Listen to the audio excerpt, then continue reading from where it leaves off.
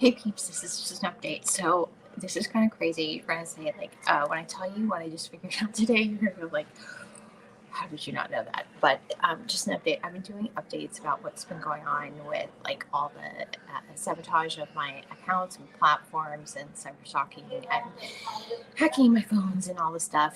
And I have been wearing my glasses because it's harder to fake reflections in the glasses, and my prescription is really high and they're not at low index uh, lenses. And so I'm at the library right now. This is what I've noticed is that when they know like what access I usually get, it's easier for them to interrupt the stream. So anyway, the first 3 hour live stream I did, I was talking about some of the articles that I knew had been specifically targeted. And some of them, one of them was on my site, racewalk.org, election, faith, and politics. And there was that one. There was another one on the journal site, The Making of a Hero. For some reason, that essay was really targeted. I think I know why that one was too. But anyway, in that live stream, I was looking at all these articles that had been on my site that had been targeted, and one of them was a um, one of them was an update that I did for the Copal of Hope update that I was doing every week, and it was, I didn't even know what I had said, but it was really obvious that that was being targeted. So since I did that update at first, I realized that my Amazon site has, or my, I store my podcasts MP3s on AWS. They had hacked I made a mistake and clicked on a prompt, and they got access to my AWS account, and they deleted some of those MP3s.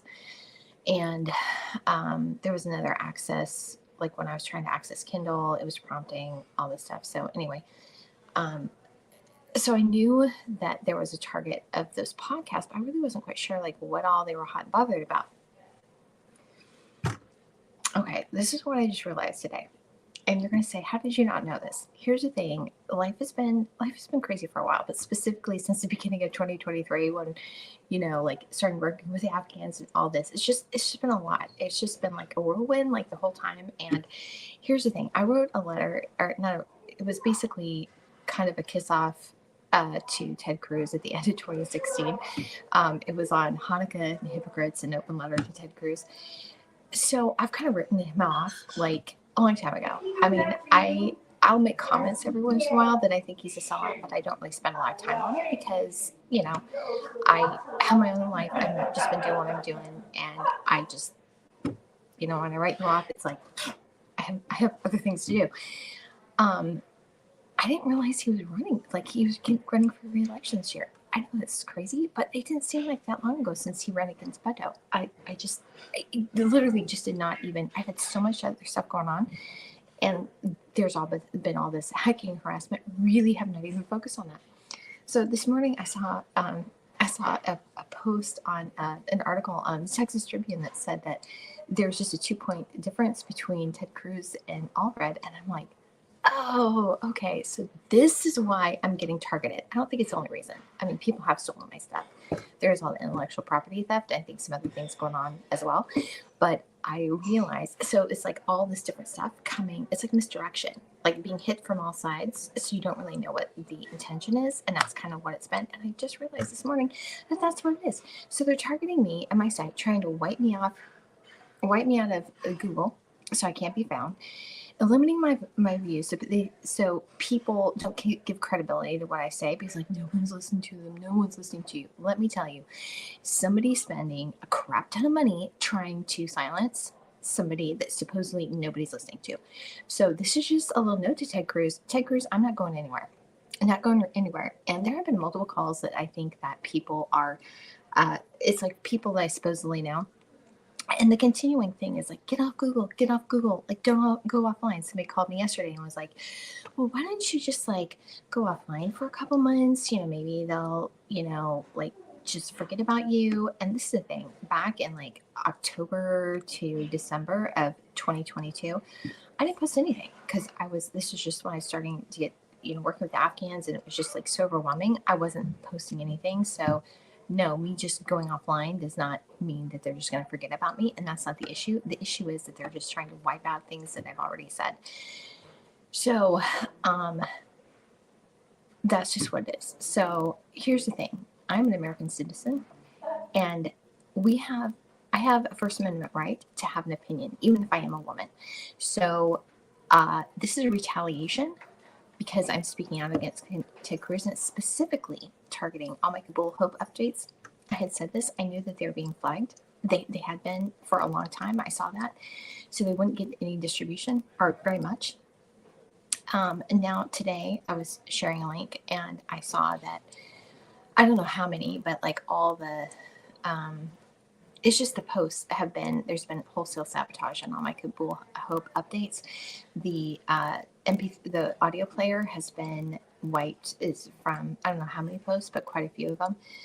So anyway, that's basically what the obvious sabotage is. So here's the thing: I'm not going anywhere, and this is the deal. I'll continue doing what I want to do, whatever I want to do. If I want to say I don't like Ted Cruz, I'm going to say I don't like Ted Cruz. And you criminals, you can go to jail. That's the deal. So here's the thing. I don't even believe that post, that study that came out from the University of Houston today. You want to know why? Because I don't think anybody likes Ted Cruz. Texans don't like Ted Cruz. They don't like him. They just don't. Do you want to know how much people hate Ted Cruz? So here's the deal.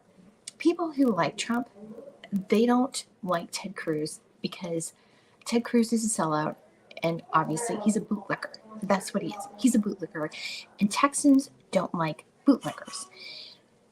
So people who support Trump don't like Ted Cruz, okay? Trump is right when he calls him Lion Ted. People who don't like Trump don't like Ted Cruz because, again, Ted Cruz is a sellout. Houston is Ted Cruz's home city. He gets booed at Astro games. People have to refrain themselves from booing him in parades when his daughters are with them because they don't want to inflict their daughters with more pain than they already have with having him as a father. Nobody likes him. He went to Houston, the Second Baptist Church School. Growing up, that's where he graduated from. That was his home church. Who did Second have come in to kind of prep up for a presidential candidate? Do you want to know? Tim Scott. Did they ask Ted Cruz? No. Second has had literally practically every single person that's in the CPAC lineup preach in sermons at services. Have they had Ted Cruz? No, because nobody likes Ted Cruz. So if you can't even, if even your alma mater does not like you and not invite you back, you have a problem. It's not me. You trying to eliminate me and wipe me out, it's not going to change anything because nobody likes you, Ted Cruz. No one likes you. So this is a violation of my First Amendment rights, and I hope every single one of you little perpetrators gets your butt sat in jail. And one other thing that I think is super, just utterly despicable is that not only is it just me, but I am positive that they are. I have mentioned that the two families, the siblings that had their visas, the humanitarian parole visas approved in January, and the girl's family got here on April 10th, and the boys' family, they went to the Islamabad embassy at the same time, went through the whole process at the same time, and they're still sitting there rotting in Islamabad. So do not tell me that there was not interference. There's no other reason for it. And I was thinking, well, who could have done that?